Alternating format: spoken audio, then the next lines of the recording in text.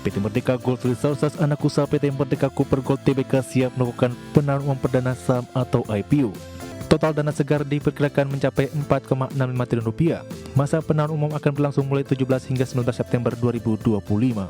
Ya pemirsa, Anda kembali lagi di Market Buzz. PT Merdeka Gold Resources atau EMAS, anak usaha PT Merdeka Copper Gold Tbk ini siap melakukan penawaran umum perdana saham atau IPO. Ya, emiten berkode saham emas ini menawarkan 10% saham kepada publik dengan harga IPO Rp2.880 per saham.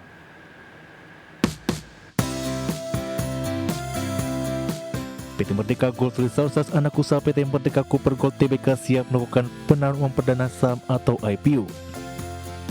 PT Merdeka Gold Resources menawarkan 10% saham kepada publik dengan harga IPO Rp2.880 per saham. Total dana segar diperkirakan mencapai 4,65 triliun rupiah. Masa penawaran umum akan berlangsung mulai 17 hingga 19 September 2025.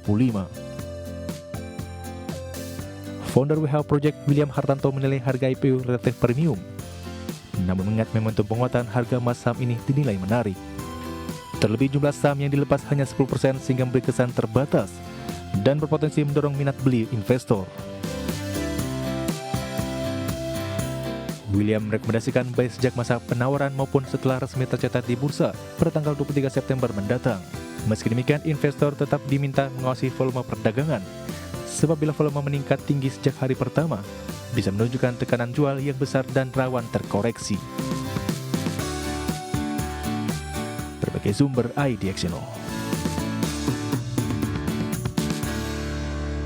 Ya, selanjutnya pemirsa, Hanjaya Mandala Sampurna atau HMSP diperkirakan akan memperoleh keuntungan dari potensi kenaikan tarif cukai rokok yang lebih rendah, hanya sekitar 3 hingga 5% pada 2026 dibandingkan rata-rata 9% dalam 5 tahun terakhir. Sementara itu pemirsa, Menteri Keuangan Purbaya Yudi Sadewa akan mengkaji opsi penurunan cukai hasil tembakau atau CHT. Hanjaya Mandala Sampurna atau HMSP diperkirakan akan memperoleh keuntungan dari potensi kenaikan tarif cukai rokok yang lebih rendah, hanya sekitar 3 hingga 5% pada 2026 dibandingkan rata-rata 9% dalam 5 tahun terakhir.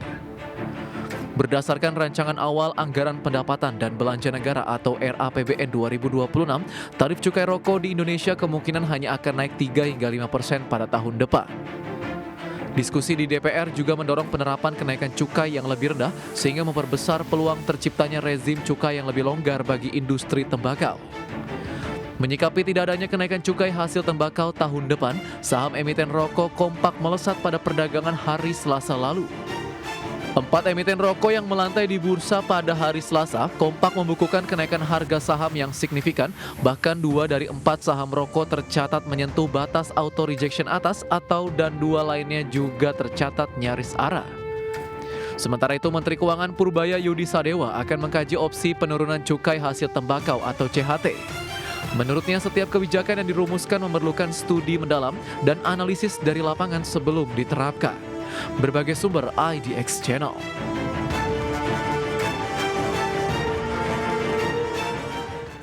Pemirsa, PT Telkom Indonesia Persero Tbk melakukan perombakan susunan direksi dan komisaris dalam RUPS LB yang digelar pada Selasa 16 September 2025. Ya, terkait perubahan susunan manajemen, Telkom menegaskan hal tersebut sebagai bagian dari upaya memperkuat tata kelola serta mendukung akselerasi transformasi perusahaan.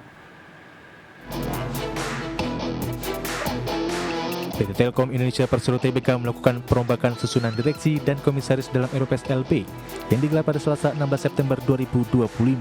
Dalam RUPS LB, Telkom mengangkat Ira Noviarti sebagai komisaris independen. Ira Noviarti diketahui pernah menjadi mantan Presiden Direktur PT Unilever Indonesia Tbk. Selain merombak susunan komisaris, Telkom juga merombak susunan direksi. Persero memberhentikan Wakil Direktur Utama Muhammad Awaludin. RUPS LB juga memberhentikan Henry Kristiadi sebagai Direktur. Adapun Telkom mengangkat Andi Klana sebagai Direktur Legal dan Compliance, serta Willy Selan sebagai Direktur Human Capital Management. Sedangkan posisi Direktur Utama masih dijabat oleh Dian Siswarini. Terkait perubahan jajaran manajemen SVP Group Sustainability and Corporate Communication Telkom, Ahmad Riza mengatakan hal tersebut sebagai bagian dari upaya memperkuat tata kelola perusahaan serta mendukung akselerasi transformasi yang dijalankan dalam lingkup Telkom Group. Ia menambahkan perubahan pengurus ini menjadi langkah strategis untuk memperkuat fondasi kepemimpinan Telkom dalam menghadapi dinamika industri digital. Melalui penguatan fokus transformasi, Telkom memproyeksikan peluang pertumbuhan bisnis yang optimis pada periode semester 2. Berbagai sumber untuk Idea Channel. Ya. Kembali bersama kami di Market Buzz, pemirsa. Presiden Prabowo Subianto resmi menetapkan Peraturan Nomor 79 Tahun 2025 tentang pemutakhiran rencana kerja pemerintah tahun 2025. Dalam revisi Perpres ini, pemirsa, pertumbuhan ekonomi tahun 2025 direvisi menjadi 5,3%. Ya, dalam Peraturan Presiden Nomor 109 Tahun 2024 tentang rencana kerja pemerintah tahun 2025 menyebutkan pencapaian sasaran pertumbuhan ekonomi 2025 sebesar 5,3% hingga 5,6%. Pemerintah kemudian merevisi pertumbuhan ekonomi tersebut dalam Peraturan Presiden Nomor 79 Tahun 2025 tentang pemutakhiran pencapaian sasaran pertumbuhan ekonomi menjadi sebesar 5,3%. Target ekonomi 5,3% tersebut didukung oleh stabilitas ekonomi makro yang diupayakan terus menguat dengan memastikan indikator makro fiskal tetap berkinerja baik untuk menjamin keberlanjutan pembangunan dalam jangka menengah panjang. Selain itu, dalam Perpres terbaru, pemerintah juga menetapkan nilai tukar rupiah yang baru menjadi di kisaran 16.000 hingga 16.900 per dolar Amerika Serikat pada tahun 2025.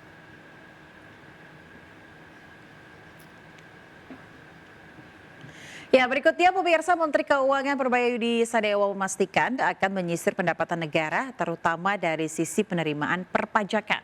Ya, tujuannya agar tidak ada lagi penerimaan negara mengalami kebocoran. Ya, Menteri Keuangan Purbaya segera melakukan inspeksi mendadak atau sidak di lingkungan Direktorat Jenderal Pajak. Langkah ini menurutnya untuk memastikan kinerja sektor perpajakan berjalan dengan baik dan on the track, termasuk dengan upaya transformasi birokrasi di Direktorat Jenderal Perpajakan, prosesnya masih berjalan. Selain itu, mantan kepala LPS ini juga memastikan akan terus menyisir penerimaan pajak, khususnya yang berjumlah sangat besar. Menteri Keuangan ingin melihat langsung apakah ada penerimaan pajak yang bocor atau tidak. Ya, instruksi sidak lah, sana saya pengen tahu anak buah saya di pajak seperti apa. Bukan anak buah ya, staf saya di pajak seperti apa. Biar mereka semangat. Ada reformasi Pak, birokrasi buat di pajak nanti? Belum ada. Soal guidelines. Tapi nanti saya akan sisir tuh pendapatan yang besar-besar seperti apa. Ada bolong apa enggak, nanti kita perbaiki. Ya, selanjutnya pemirsa, Menteri Perumahan dan Kawasan Permukiman Marwarar Sirait mengungkapkan Presiden Prabowo memerintahkan percepatan penyediaan rumah subsidi bagi masyarakat. Ya, dalam keterangan di Istana Negara, pemirsa, Menteri PKP Marwarar Sirait menyampaikan bahwa terjadi peningkatan signifikan kuota rumah subsidi tahun ini.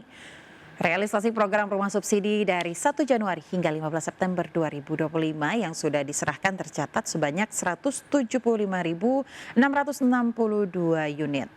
Sementara berdasarkan catatan Menteri PKP, rumah subsidi dalam tahap pembangunan atau ready stock, persetujuan kredit dan akad kredit tambahan mencapai 45.000 unit, jadi total keseluruhan mencapai 221.047 unit.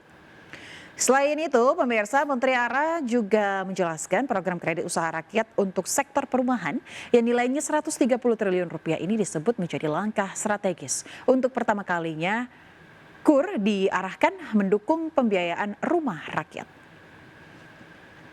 Sudah KUR perumahan yang pertama sepanjang sejarah Indonesia, 130 triliun buat UMKM, buat developer, kontraktor, kemudian juga toko-toko bangunan yang masuk kriteria UMKM, kemudian juga dari bagaimana dukungan dari Bank Indonesia, ada GWM Bank Indonesia dan juga burden sharing.